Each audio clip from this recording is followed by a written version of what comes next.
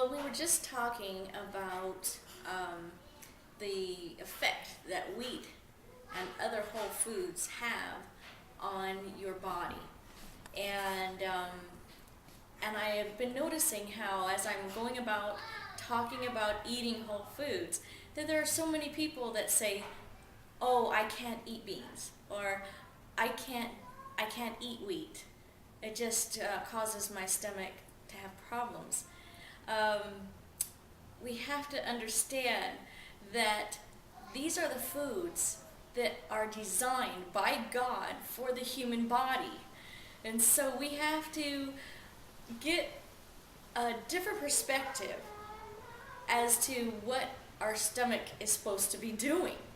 And also, we have to get used to things. We have to give ourselves time. And if you have been eating foods all your life that slow down your digestion, you're going to be used to that. You're going to be used to that and think that's normal. And then if you eat something that speeds things up, pushes things through, and causes digestion to be faster than normal, all of a sudden you think, most people think, that there's something wrong. When in fact, that's just what human bodies do when they eat the foods they're supposed to eat. And so many of our illnesses today have to do with the fact that all of the foods we eat slow down our digestion. Things are slow and sluggish and clogged. A lot of our illnesses today start or brew in the colon because our foods, our American foods, are not the right foods for the human body. So then when you start eating things that move the digestion system faster, don't be afraid and just give yourself time to understand your new foods, your new body, how it's going to react. At the very same moment that you're having these issues with your stomach, you're also going to be getting this incredible nutritional boost, energy. You're going to have energy, you're going to have strength. When I started eating wheat, I felt immediately a new strength. It gives you the feeling like you could lift something heavy. And when I started eating wheat, I was sick. I was feeling like I almost thought I was dying. I was kind of making plans in my own mind of what would happen if I died, who would take my kids, and I was kind of making mental preparations because I literally thought I was dying. And what it turned out to be is I had just allowed my system to run down. I was not eating the right foods. I had candida, and candida is something, an overgrowth of bacteria due to too much sugar, too much white flour, too much of the foods that are not made for human bodies. And so I switched over. In fact, I felt so strongly prompted by God that if I could just get wheat, that I would be well. And so I started looking around for wheat. We were new in town. I didn't know where to buy it. I literally got in the car. I was so sick I couldn't find the cannery where you can buy wheat. And I drove around, couldn't find it, came home. The next day, did it again, drove around until I found the cannery, got some wheat. And literally, as I was holding the grains, I felt stronger.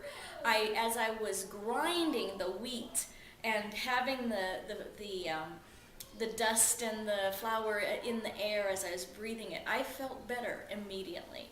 And then starting to eat it and have it part of my everyday diet. Yes, it causes rumbles. Yes, it will cause changes.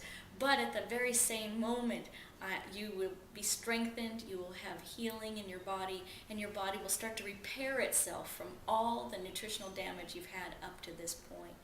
So I would encourage you not to say, which I hear everyone say, "Oh, I can't eat wheat," or "I can't eat beans," because it isn't true.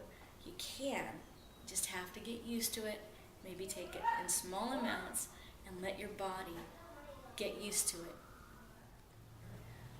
One thing to consider is if you actually do have a diagnosed allergy to wheat, that I found that some people can still eat wheat if they sprout the wheat first, because it changes the structure of the wheat into a vegetable, and it's full of enzymes. And then sometimes the people who are allergic to wheat can eat sprouted wheat. And there's also things that can restore your intestinal flora would be to make some fresh yogurt just make your own fresh yogurt, and that helps with your digestion. And then we know that bananas are also something that helps with when things are moving too fast. You can go ahead and eat some bananas. And so maybe think all those kind of things through. But don't give up and don't say you can't eat it. Please stick with it, because the last thing you want to do is wait until you're in the middle of a food shortage or a crisis to start eating these foods, and then be really sick and in trouble, because that's all there will be to eat if that's all you've stored. So it isn't wise to wait until a crisis to try to get used to these foods. Start eating them today.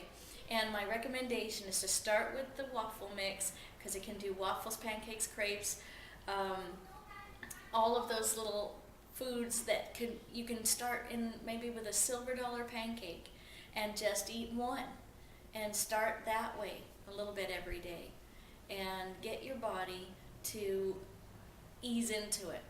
Now, I'm not the ease into it kind of person, so we just went into it and we've just gotten over it and we got past it. But if you have to and you want to be careful, you can do a little at a time. But get started today and don't wait.